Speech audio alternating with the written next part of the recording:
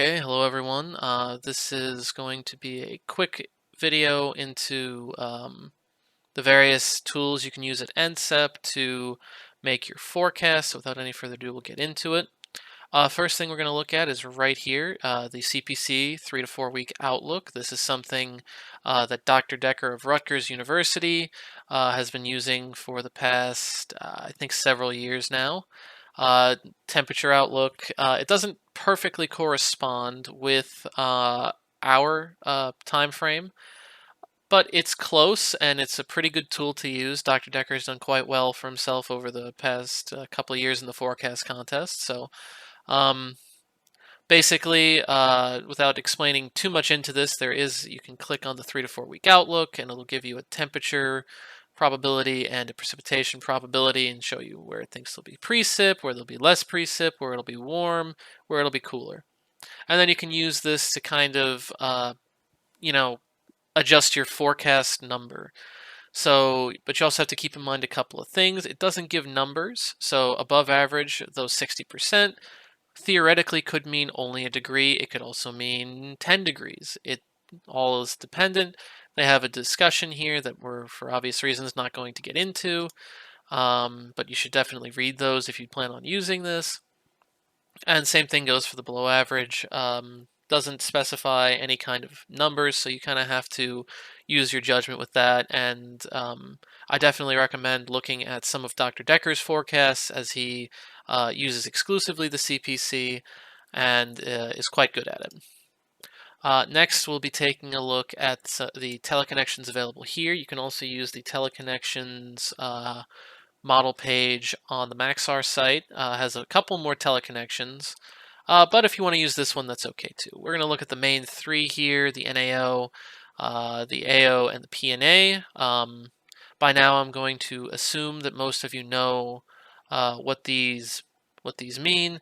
The only thing you need to know for the forecast contest with regards to these is you should probably look to see how the forecast has been verifying in the 14-day range, because remember, our forecast is from 16 to 20 days, which is a little bit before this. So you'll note recently in the past week or so, the NAO has been verifying on the lower end of guidance. So in that instance, you may want to, especially with this kind of a spread, kind of look towards the lower end of guidance here. So we'd be expecting a negative NAO and then extrapolate that out to 15 days and see what kind of pattern that would yield for you. It's in August. You don't really need to worry about the AO. This isn't going to be an issue until we get closer to the November, December timeframe when we're doing HDDs, and January, February. But the same thing goes as with the NAO. You want to see what it's doing in the 14-day window, how it's been verifying based on the forecast, and kind of extrapolate that out. So again, on the lower end of guidance, so that's where we're going to be. Now, that's not a guarantee to say, oh, well, it's been verifying lower, so it'll continue to do that. That's a mistake you don't want to make. You want to, if that's how you want to err on that side, that's fine. But just make sure that, it's not, if it's up, down, up, down, up, down, up, down, verifying at the top and the bottom end of verification all the time, you may want to be a little bit hesitant on using this, kind of adjusting it to your own thoughts on that. So essentially, use your judgment on this. It's a learning process. It's something I've been trying to do for the past year or two, and I'm still not too good at it. So it definitely takes some time to get used to, and it definitely you're definitely going to be wrong a couple of times. PNA, again, same thing. Don't need to explain it the third time. You can also take a look at monthly teleconnection indices, where it'll give you some patterns to look at. We'll look at the NAO and at temperature. So you can see it'll give, these are for when the NAO is positive. So you can see here that in January and April, it'll give you like a temp, and July and October as well. It'll give you a temperature map of a positive NAO, which in January, warm east and south. In April, warm west, and overall just warm. in the middle of summer, July, cool in the south, which is very important for CDD demand. And then in October, it's not really a factor in the CONUS.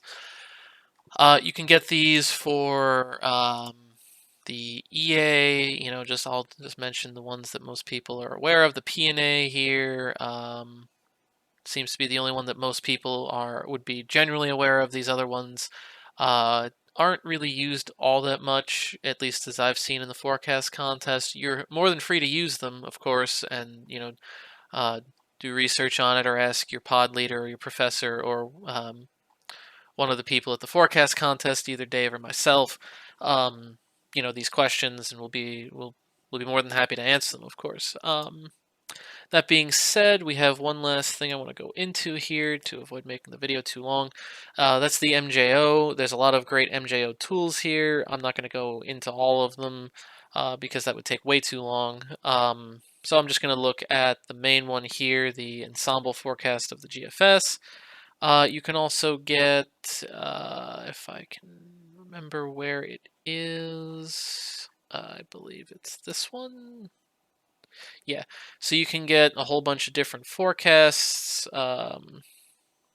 Just make sure that they're being updated, because some of these, like this one, has not been updated in a long time. Obviously, this doesn't show anything, but just make sure that they're being updated. See, this one says 8/23, which was actually yesterday at this point, but just make sure that it's at least semi up to date. If you use it to make a forecast, it'll give you a whole bunch of different MJO outputs.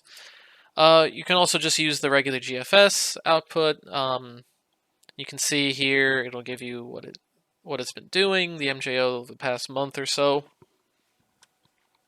And then you can also see where it's expected to go. It's a little bit of a mess right now, but that's par for the course for the MJO. And then you can, if you want, you can either use the MJO tool that we have from the forecast contest to make a distinction or determination as to how you want to incorporate this into your forecast as a warmer or a cool signal, or you could just do it the old-fashioned way, where you can get lagged composites and kind of play around with this as well. It'll give you 850 temperatures for, let's say we're in phase 2, in no mask in August, September, October. And it'll give you composites, I believe, out to lag 5 is 5 days out. And you can also mask it, which will mask out some of the other things that might be considered noise or might not be necessarily caused by the phase itself and by a different factor. That being said, it's a great tool to use. Definitely you should look into the composites here. You can get lagged composites, US temperatures, precipitations, if only just to familiarize yourself back with, or if you haven't learned it yet, to familiarize yourself with the first time, with some of the MJO phases and their respective patterns in the United States. Also keep in mind, as just a final note, that just because the MJO indicates warmth, or maybe one of the teleconnections like the NAO indicates warmth as well, that does not necessarily guarantee that it will be warm. It certainly tilts the scale in the favor of warm, but does not guarantee that warmth. That's why it's important not to get too focused in on one particular thing. You can, of course, if that's what works for you. It's up to you to make your own forecast method, and or you and your group, I should say, to develop and create your own forecast method. Which, again, if you want to use one thing, that's fine. If you want to use everything, that's also fine. It's up to you completely. Just don't. If you are going to use multiple things, try not to focus in too much on one particular thing, because while it might work sometimes, it's not going to work all the time to just say, I'm going to go with what the NAO says, and that's it. That being said, I hope Hope you enjoyed the video. Hope you got something out of it. Thanks for watching.